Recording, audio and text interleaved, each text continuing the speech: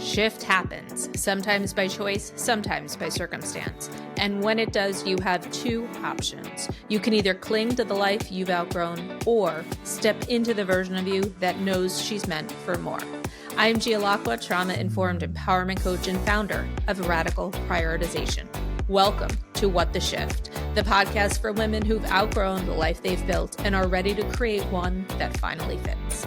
Here we get real about the shifts that change everything: identity shifts, career pivots, relationship resets, mindset breakthroughs, and learning how to finally release what's holding you back. You don't have to have it all figured out. Just be ready for what's next. It's time to shift.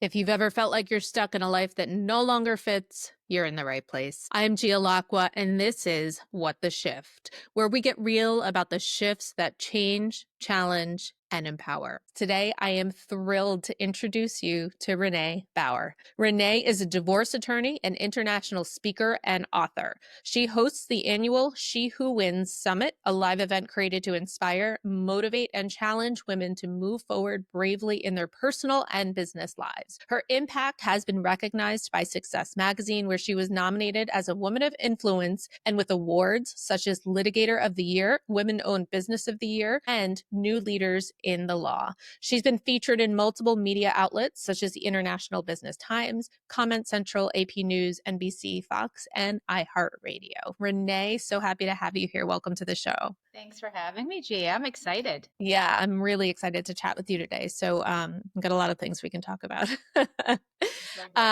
So tell us, I guess, just so our listeners can get to know you and your background and your story a little bit better. What led you to the work that you're doing? Oh, it's never a direct line, right? I thought I wanted to work in politics. And I look at that now and I'm like, oh my God, thank God I did not do that. I would have been chewed up and spit out. But I thought I wanted to work as a lobbyist. I thought I wanted to go to DC. I applied for grad school and I said, well, rather than get my master's degree, I might as well go get my law degree and then I can go to DC and I can just do more with it. And once I was in law school, I did an externship, really liked working with people directly. And when I got out, I said, let me try private practice and see how I feel about, give it a year.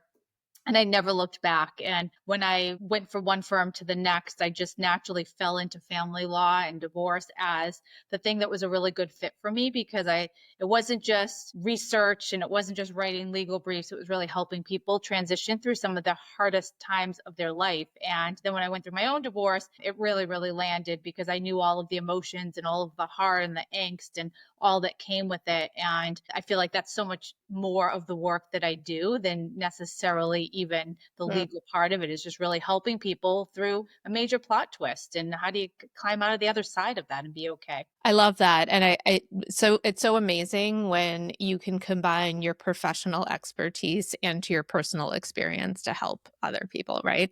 Yeah. Well, you know what's funny is I never talked about anything personal because I'm like, you don't do that as a lawyer. You're all buttoned up. You go to court. You don't share that. And I was actually on a friend's podcast. It was probably about 5 years ago. And I had never listened to podcasts or did anything with them. And she's like, I'm starting this podcast. Come on. And she asked me about my divorce. And I had never spoken about it publicly before. And I had to call up my mother and be like, Mom, you might have come up. Sorry. And I had people reach out to be like, thank you for talking about it in that way. And then I realized I'm doing a huge disservice to clients if I'm actually not infusing my own personal story to this and not making it so like black and white and here's the process and here's what happens. And it changed everything about how I practiced. 100%. And I know that's a hard shift for sure, but the vulnerability and sharing your story is so impactful, right, in the work that you do. So I think that's amazing. So in 2023, you wrote a book called She Who Wins. And in the book, you talk about good girl conditioning. Yeah. And that fits in perfectly with the themes we talk about on this show, and how that can keep women stuck. So I would love to just get from your perspective kind of what that means to you, and the ways that this mindset kind of holds women back. Yeah, it's so common that I have clients come into my office and some of them are extremely high performers. They're C-suite executives, they're entrepreneurs, like they're multi-passionate, and they have so much anxiety about taking this leap because they're afraid about what are people going to say? What are people going to think about them? How are their kids going to feel? What is their, they're so worried about pleasing everyone else that they're not actually making the decision for themselves. And it doesn't matter who you are. It doesn't matter how much education you have or how much money you make. Those are still the common concerns. And as I started to think about it from my own perspective, I was like, what were the reasons that I almost didn't do what I needed to do? Well, my family, their opinions, what friends were going to say. You have the fancy Boston wedding and now you're getting divorced. And like, it was my job to keep everyone else happy. And it was, I'm very much in a service business anyway. And my job is to keep clients happy. And so that was where I came at it from. And the minute I stopped doing that and started making decisions about what do I want? What do I care what they're saying? That's their problem, not mine. It really changed everything, not just relationship wise, but every business decision I ever make is I make sure that I'm making it from that place of what's the right thing? Do I really care what someone's going to say about me or think about me? It's not my problem. And is it true to like my intuitive sense? And when women start making decisions that way, I think we glow up, we shine, we just really step into the most power that we can ever have. I think that is very relatable. I think our audience can relate to what you just said about being stuck in that cycle. I think what you said was it felt like it was my job to keep everyone happy. And that resonates deeply with me, and recognizing that that's a cycle we have to break, right? In order to branch out and to have the life that we want. So, and I love you also talked about tapping into your intuition, which I think we also lose touch with and we lose connection with. So tell us a little bit, what were some of the things that you did? How do you break out of that mindset? How do we start to think differently? I think it's really intentional because I think it's so easy to fall back into that on any given day. I mean, there's certainly things that will happen on a day to day, and I'm thinking, okay, am I worried about what the perception is or the perspective, and am I acting from that place or am I acting from a place of truth? So I'm constantly doing that check in with myself as to why I'm making the decision that I'm making. Mhm. My husband is a huge supporter and knows me, probably better than myself and calls me out of my own BS, and is able to also be that sounding board too. And sometimes I'm just talking and he'll just be like, hold up, and like push back a little bit and challenge me, which is really welcome because that challenge is usually the right thing to shift that mindset.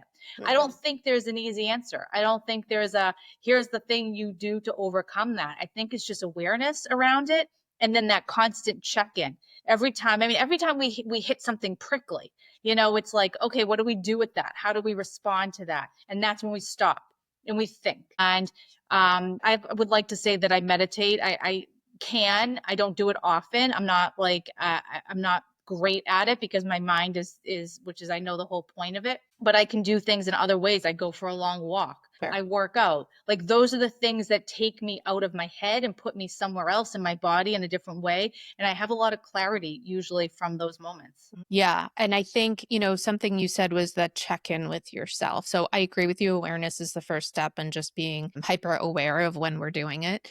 But that check in with yourself of asking, whatever that question is for you, right? Am I acting in alignment with myself? Is this an internal feeling or an external pull? That check in, I think, can be very powerful once you have that awareness to start discerning if you're acting from your authentic self or not. So I think that's really powerful. And then the other thing you talk about, which is something we also talk about on this show, is the quote unquote just fine mindset. And, as high achieving women, we've checked all the boxes, we're doing all the things. And on the outside, we are quote unquote successful, right? But oftentimes on the inside, we're left unfulfilled, feeling empty, self neglect. So now this is multifaceted, right? So as women, we can tell ourselves we're just fine when we actually are struggling. We can tell ourselves we're fine in a relationship. And I know you talk about that being a red flag. It could be a career where we say it's fine. This is just the way it is. I know that that's kind of a big question. So from your perspective, tell us a little bit about the just fine and why fine is not enough. It's an interesting, because I usually talk about it from the relationship perspective, but I was just at dinner with a friend last night who was considering making a job transition.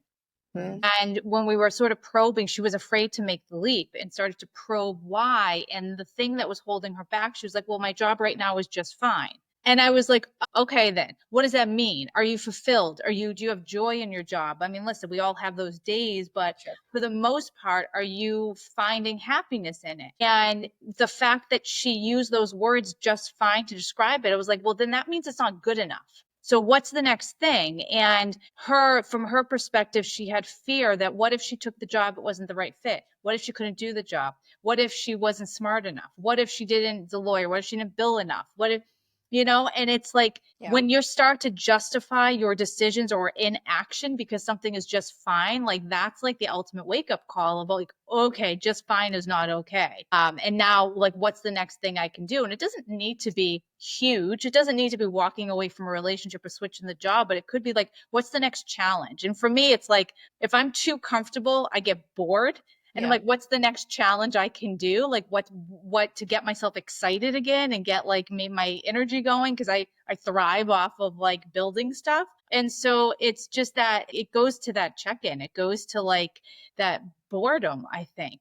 It's just like if you're just like waking up every day and you're just trudging along Mm. and you're like, okay, day to day, next day, and it just feels like you're on a hamster wheel, like that's not good enough. That's the moment that you say, what can I change? Because life's too short. Like we have, and especially as you get older and you're like, look at it, you're like, oh my God, like where did those years go? Yeah. I'm looking at, I think I'm planning my 30-year high school reunion. I'm like, what the heck happened? I feel Right. like I'm still in high school. Right. Where did it So go? it's like time is a gift. And so it's, I look at it, it's our job to use it and to embrace it. And so what if you fail? Like, who cares if it doesn't work out? And I said to her, I'm like, who cares if you get fired? You'll figure out the next move. But you made the move and it's just not, you're not answering me. It's just fine anymore. Mm-hmm. I love that. And I think that's incredibly powerful. I think a lot of it does come down to her own self worth and our belief in our capabilities, what we're capable of, what we're not capable of, the stories we tell ourselves. But so many women, and I know you know this, struggle with making those big decisions, whether it is a relationship or a career, because of the fear of the unknown, like your friend talked about, the what if scenarios. So, how, I guess, from your perspective, how do we navigate some of that uncertainty? I think you do it afraid. I don't think that anything worthwhile is going to be done in a comfortable way.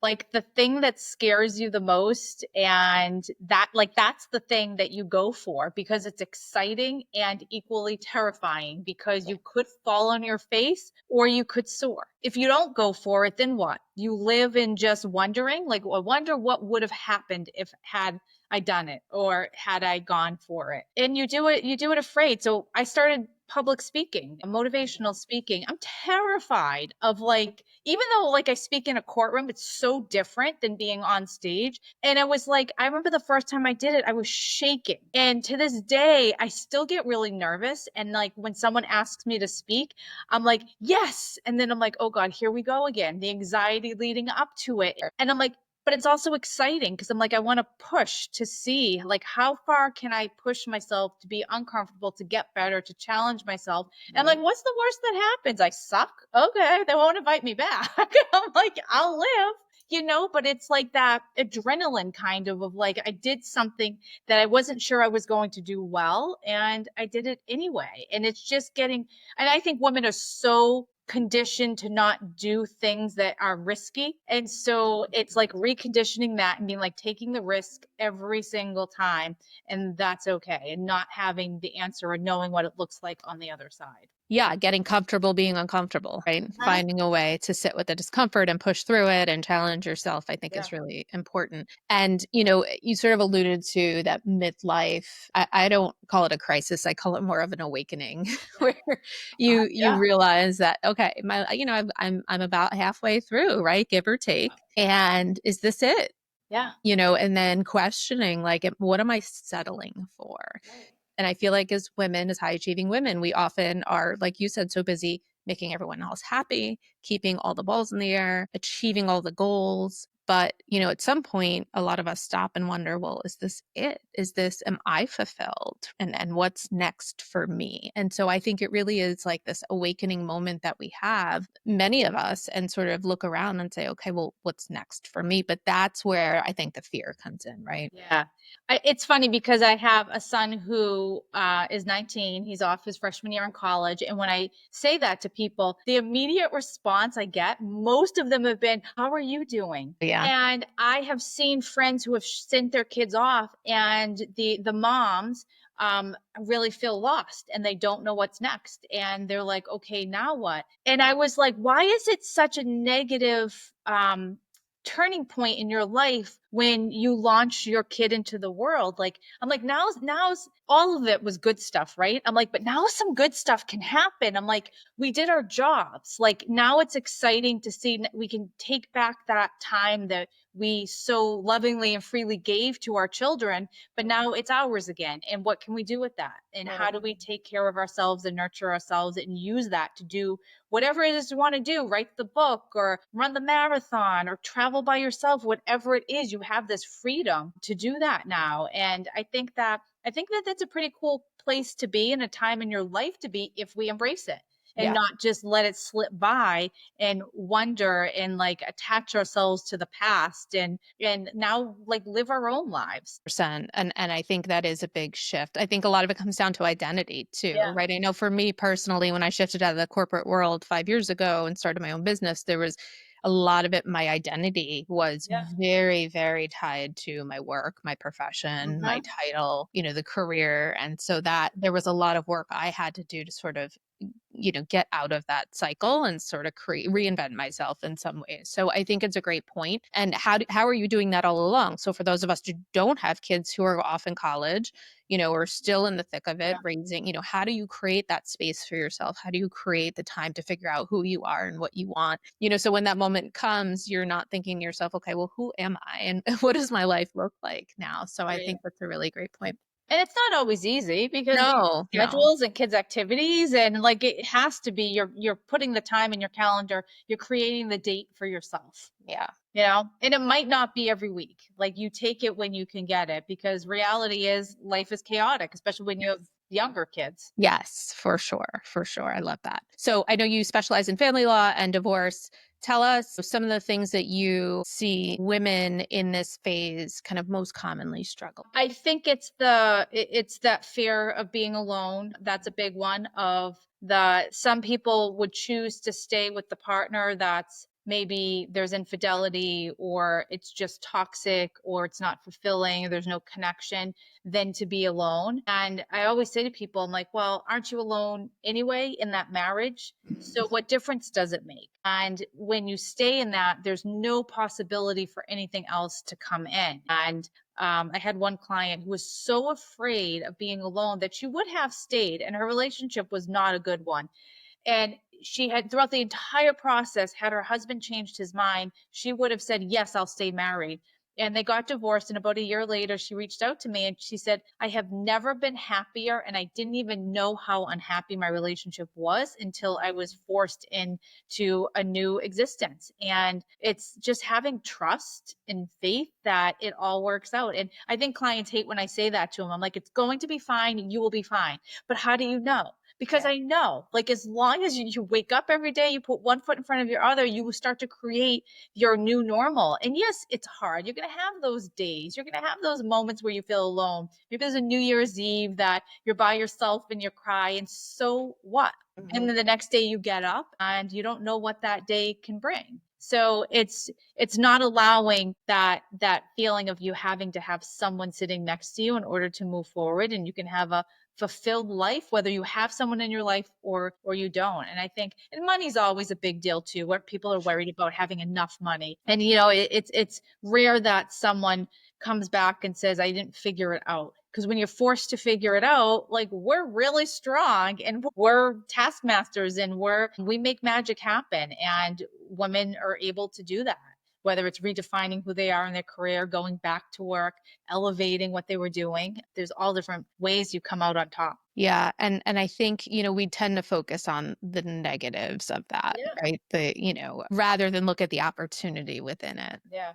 to Yep. create, like you said, to create something new, to create your own thing, to start fresh, that next chapter. But it's very, I think our, our brains are wired to keep us safe. So we're looking at all of the negatives first, and we tend to focus on that.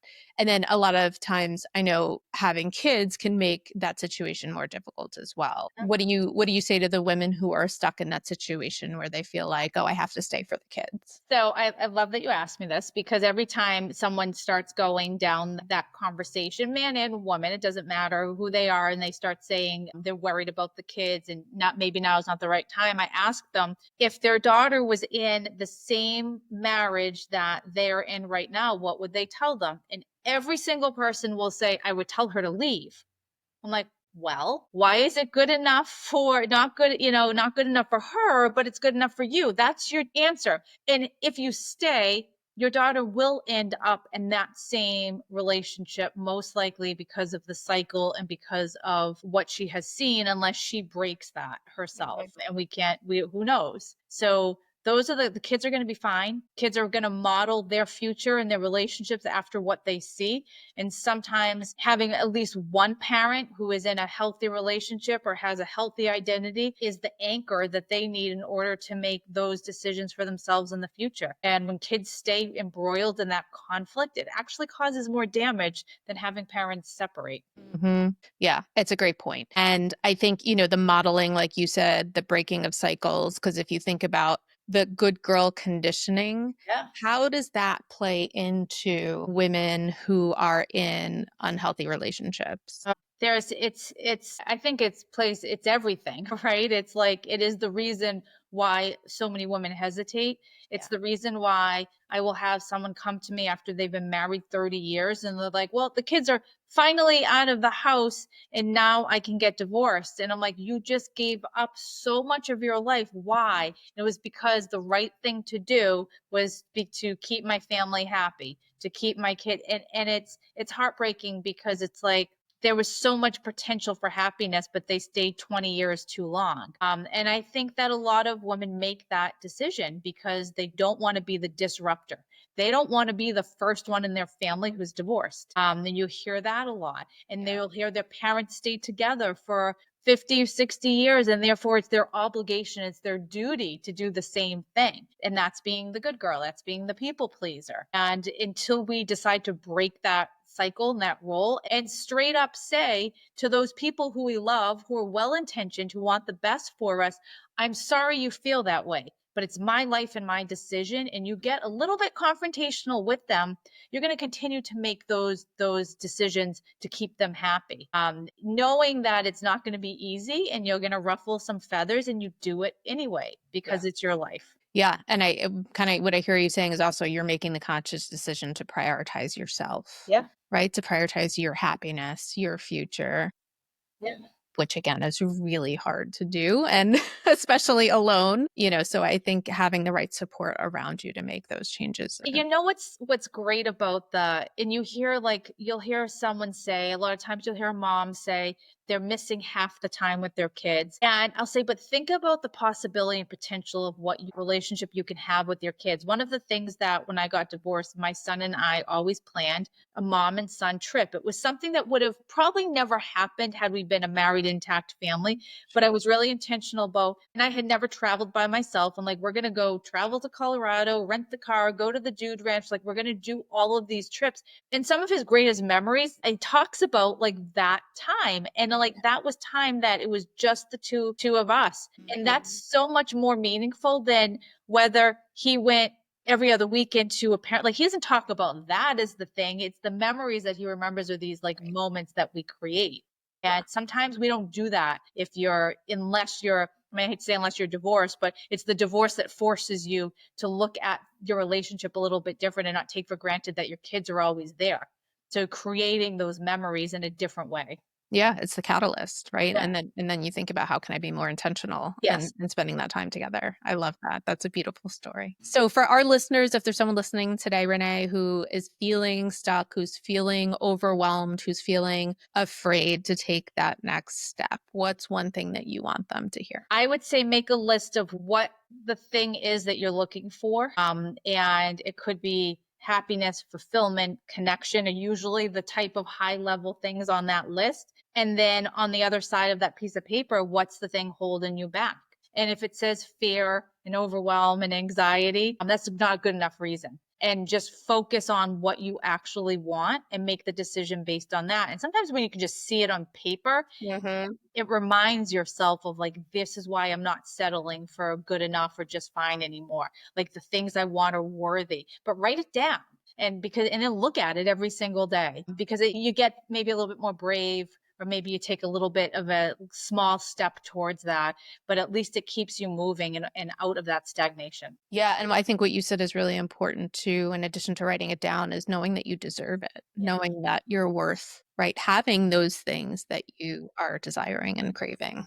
And don't apologize for it. It's okay to say, I want to be happy. Yeah. Or to say, I want financial independence. That's not selfish. Like you can say all of those things and it's fine. I think that's women don't talk about that stuff either, right? They don't talk about money and how much we're earning and like, why are we not talking about that stuff? And why can we not say, I want this from my life? Like just getting really comfortable of talking about all the things that we see the men talking about, they talk about, they don't apologize for having wishes and desires. So I think we should stop apologizing for it too. It's not a dirty secret. We get to say what we want in our life. Absolutely. Which goes back to that good girl conditioning, right? Of what we believe we can and should talk about. I think it's really important. Yes. Absolutely. So Renee, where can our listeners learn more about you and the work that you do? So my law firm can be found at familylawyersct.com. If anyone is listening and is at that crossroads of a divorce or not, I do have a free guide there that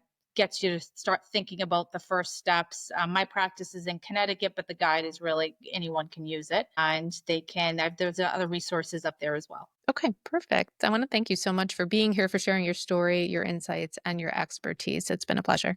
Thanks for having me. And of course, you can visit my website at gialacqua.com, reach out on Instagram at gialacqua. I want to thank you for joining us today. And remember, shift happens. So if you're feeling called to something greater, trust the pull. We'll see you next time on What the Shift.